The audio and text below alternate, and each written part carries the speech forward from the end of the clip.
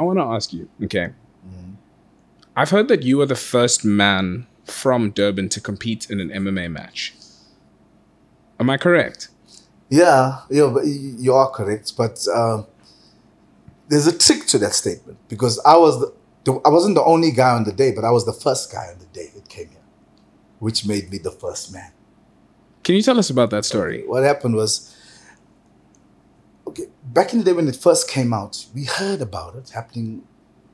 You know, at first everyone used to tell you, oh, I'm underground fighter, I'm underground. And you know, all these so-called underground fighters, where they fought? Where is this? Did they dig a hole? Well, you know, I mean, we've been doing this for a long time. And then eventually then the whispers of this cage thing has come along. And obviously we were watching the movies and we thought, okay. And at that time it was truly cage fighting where people really from different styles came into it. It wasn't MMA as a martial art. Now MMA is a martial art on its own. Back then, there was, like, for instance, if you did karate and this person did boxing and that person did wrestling, it was like that. Guys specified. So I belonged to a kickboxing club at the time that was very prominent in Durban. But, you know, the Pride thing came around, the Pride series that was in Japan. And so we started watching that and I was like, okay, you know, at first when you see it, you think, you know, I can do this. It's not that difficult. I can do this. You know, it's just, they just choke. You don't understand the intricacy of it. So you just think, I can do that.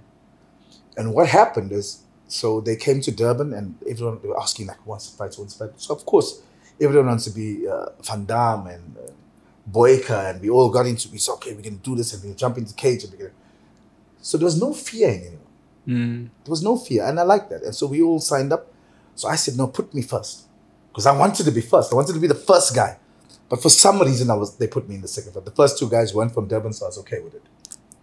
You know what I'm saying? I wanted to be first. So I get in there. And at that time, it was a bit different. It wasn't as organized. So we would get in. You don't really know who you're going to fight. You don't really know. You don't know anything about it. Getting, the guy jumps in, you say, okay, this is the guy. Pops off. So this circuit was going around and to different places trying to promote this thing. So it was the same group of guys that kept fighting. So now when they brought it to Durban, obviously it's full crowds. They introduced the Durbanites. So I get in, bounce around, trying to make it look good because it's the cage, you're fighting in the cage. You know what I'm saying? That was the whole hype of it. And I won with the submission, actually. It was a guillotine. And remember, I was a kickboxer at the time. So, which made me even more confident. Okay, I can do this. This is nothing. I can do this. You know? Yeah, and I felt like I was the man. I did a cage fight. I won with the submission. I thought I was the last emperor at the time. I'm like, oh, I've got this. Second fight I won again, submission. I'm like, man, I'm untouchable. Yeah. What did you tap him with? Another guillotine? No, the second fight was an armbar. Had you been training jiu-jitsu? Messing around with it. Because our arrogance, and I have to call it arrogance, we refuse to actually acknowledge the effectiveness of the ground game. It's an arrogance of stand-up guys. We didn't want to acknowledge it. But I knew, a part of me knew, listen, you mess around with this thing because you need it. And I won. And the third fight, I got triangled. I didn't even know what was happening to me. I didn't even know what was going on.